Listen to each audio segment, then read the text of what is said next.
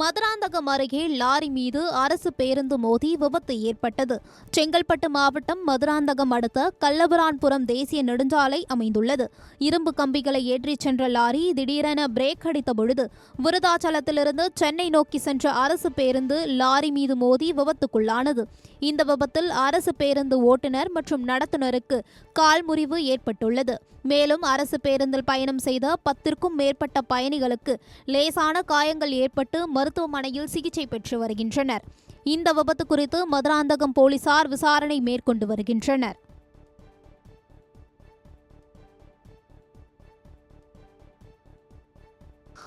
தாளவாடி அருகே மலை கிராமங்களில் ஊருக்குள் நுழைந்த 4 காட்டு யானைகளை வனத்துறையினர் சுமார் 1 மணி நேரம் போராடி காட்டுக்குள் விரட்டி அடித்தனர்.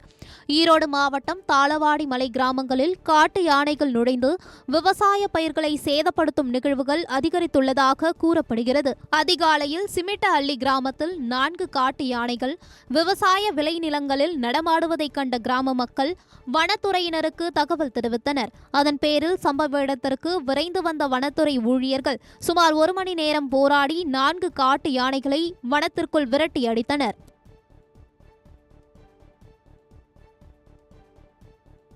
பரமக்குடி முத்தாளம்மன் கோவில் பங்குனி திருவிழாவை முன்னிட்டு பல்லாயிரக்கணக்கானோர் பால்குடம் எடுத்து வழிபாடு செய்தனர்.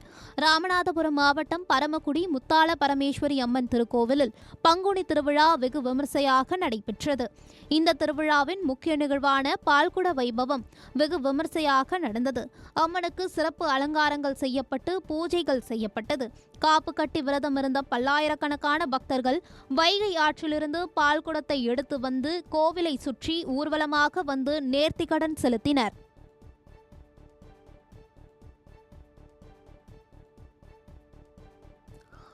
பழனி பங்குனி உத்திர திருவிழாவை ஒட்டி முத்துக்குமார சுவாமி தங்க குதிரை வாகனத்தில் வீதி உலா நடைபெற்றது. திண்டுக்கல் மாவட்டம் பழனி தண்டாயுதபாணி கோவிலில் பங்குனி உத்திர திருவிழா விமர்சையாக நடைபெற்றது. 8ஆம் நாள் நிகழ்ச்சியாக தங்க குதிரை வாகனத்தில் சுவாமி புறப்பாடு நடைபெற்றது. தொடர்ந்து யாதவர் மடத்தில் எழுந்தருளிய வள்ளி தெய்வானை சமேதர் முத்துக்குமார சுவாமிக்கு சிறப்பு அலங்காரம் செய்து தீபாராதனை காட்டப்பட்டது. இதில் நூற்றுக்கணக்கான பக்தர்கள் கலந்து கொண்டு வழிபாடு செய்தனர்.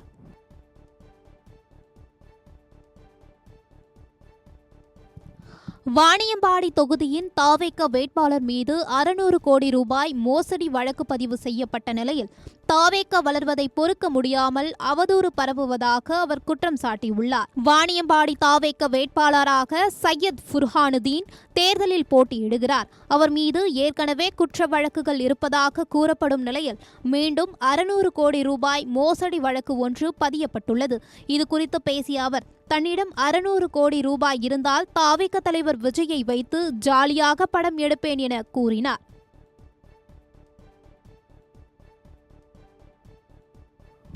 தன் மீதான பண மோசடி புகாருக்கு மேட்டுப்பாளையம் தொகுதி தாவேக வேட்பாளர் மறுப்பு தெரிவித்துள்ளார். கோவையில் மேட்டுப்பாளையம் தொகுதி தாவேக வேட்பாளராக சுனில் ஆனந்த் போட்டியிடுகிறார். இவர் மீது சென்னையை சேர்ந்த பாலசுப்ரமணியம் என்பவர் திருவல்லிக்கேணி போலீசாரிடம் புகார் அளித்துள்ளார்.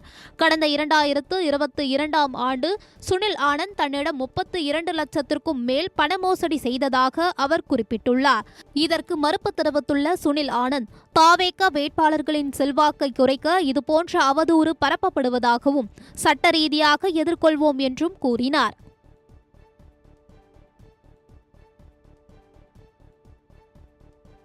திருவள்ளூரில் தெலுங்கு பேசும் மக்கள் வசிக்கும் பகுதியில் திமுக வேட்பாளர் VG ராஜேந்திரன் தெலுங்கில் பேசி வாக்கு சேகரிப்பில் ஈடுபட்டார். திருவள்ளூர் சட்டமன்ற தொகுதியில் VG ராஜேந்திரன் தொடர்ந்து 3வது முறையாக வேட்பாளராக அறிவிக்கப்பட்டுள்ளார்.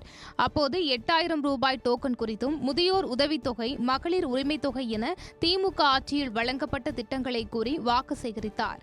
தொடர்ந்து வாகனத்தில் பிரச்சாரம் செய்த அவர் தெலுங்கு பேசும் மக்கள் வசிக்கும் பகுதியில் தெலுங்கில் பேசி வாக்கு சேகரித்தார்.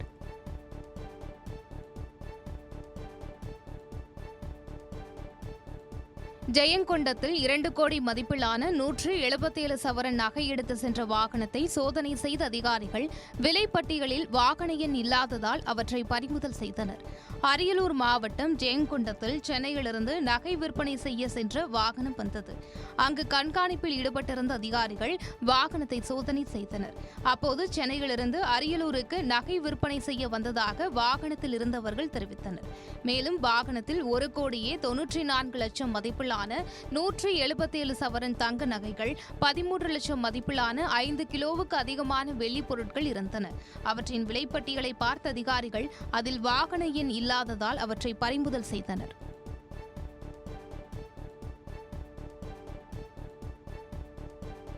திருப்பூரில் உரிய ஆவணங்கள் இன்றி இருசக்கர வாகனத்தில் எடுத்து வரப்பட்ட 17,60,000 ரூபாயை பறக்கும் படை அதிகாரிகள் பறிமுதல் செய்தனர். திருப்பூர் வடக்கு சட்டமன்ற தொகுதிக்கு உட்பட்ட வல்லிபுரம் பகுதியில் பறக்கும் படையினர் மற்றும் துணை ராணுவத்தினர் வாகன சோதனையில் ஈடுபட்டனர். அப்போது அந்த வழியாக இருசக்கர வாகனத்தில் வந்த இளைஞரை மடக்கி அவரது கைப்பையை சோதனை செய்ததில் அவரிடம் 17,60,000 ரூபாய் இருந்தது தெரியவந்தது. விசாரணையில் அவர் ஏடிஎம் எந்திரங்களில் பணம் நிரப்பும் தனியார் ஏஜென்சிகள் பணியாற்றுபவர் என்றும் பணத்தை நிரப்புவதற்காக எடுத்து சென்றதும் தெரியவந்தது. இருப்பினும் உரிய ஆவணங்கள் இல்லாததால் பணத்தை பறிமுதல் செய்து அதிகாரிகள் கருவூலத்தில் ஒப்படைத்தனர்.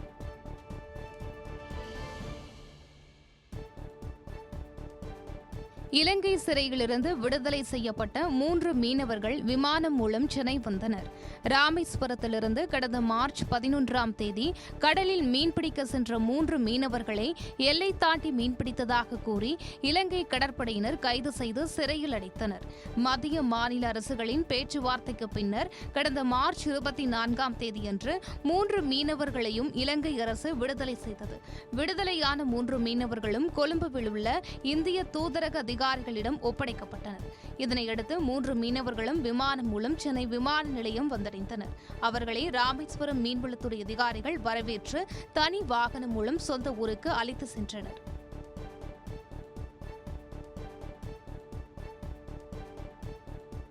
சென்னை அருகே மகளுடன் இருசக்கர வாகனத்தில் சென்ற தாயின் கழுத்தை மாஞ்சாநூல் அறுத்த சம்பவம் பரபரப்பை ஏற்படுத்தியுள்ளது. சென்னை நெசப்பாக்கத்தைச் சேர்ந்த கிருத்திகா என்ற பெண் நேற்று தனது மகளை பள்ளியிலிருந்து அழைத்து இருசக்கர வாகனத்தில் வீடு திரும்பிக் கொண்டிருந்தார். அப்போது வடபழனி சிக்னல் அருகே பறக்கவிட்ட காத்தாடியின் மாஞ்சாநூல் கிருத்திகாவின் கழுத்தில் அறுத்து காயம் ஏற்பட்டது. இதையடுத்து மருத்துவமனையில் அனுமதிக்கப்பட்ட அவருக்கு சிகிச்சை அளிக்கப்பட்டது. மாஞ்சாநூலில் காத்தாடி விடுவதற்கு சென்னையில் தடை இருக்கும் நிலையில் அதன் பயன்பாடு எப்படி வந்தது என்பது தொடர்பாக போலீசார் விசாரித்து வருகின்றனர்.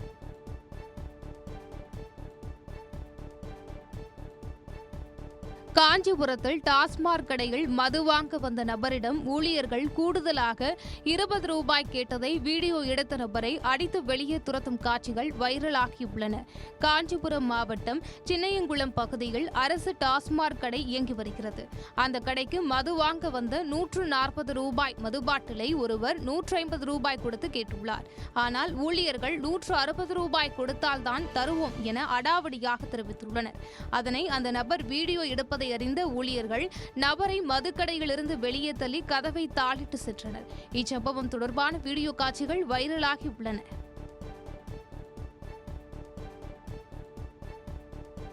திருநெல்வேலி புதிய பேருந்து நிலையத்தில் மது போதையில் ஏற்பட்ட தகராறில் ஒருவர் கழுத்தை நெரித்து கொலை செய்யப்பட்ட சம்பவம் அதிர்ச்சியை ஏற்படுத்தியுள்ளது. நெல்லை புதிய பேருந்து நிலையத்தில் மாடசாமி மற்றும் ஜோசப் ராஜா ஆகியோர் மது குடித்தபோது இருவருக்கும் இடையே வாக்குவாதம் ஏற்பட்டது. மது போதையில் ஒருவரை ஒருவர் தாக்கிக் கொண்ட நிலையில் மாடசாமி தனது துண்டால் கழுத்தை நெரித்ததில் ஜோசப் துடிதுடித்து சம்பவ இடத்திலேயே பரிதாபமாக உயிரிழந்தார். இதனையடுத்து சரணடைந்த மாடசாமியை கைது செய்த போலீசார் இறந்தவரின் உடலை மீட்டு பிரேத பரிசோதனைக்காக அனுப்பி வைத்தனர்.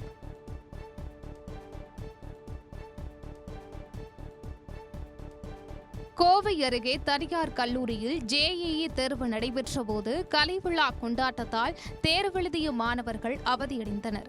கோவை அத்திப்பாளையம் பகுதியில் உள்ள தனியார் கல்லூரி மையத்தில் JEE தேர்வு நடைபெற்றது. இதில் 200க்கும் மேற்பட்டோர் கலந்து கொண்டு தேர்வு எழுதிக் கொண்டிருந்தனர். அப்போது கல்லூரியில் கலைவிழா நடந்ததால் அதிக அளவு சத்தம் காரணமாக தேர்வெழுதிய மாணவர்கள் கடும் அவதியடைந்தனர். தகவல் அறிந்து அங்கு சென்ற போலீசார் ஸ்பீக்கர் சத்தத்தை குறைக்க அறிவுறுத்தினர். இந்த பிரச்சனையால் 1 மணி நேரத்திற்கும் மேலாக தேர்வு எழுதிக் கொண்டிருந்த மாணவர்கள் சிரமமடைந்தனர்.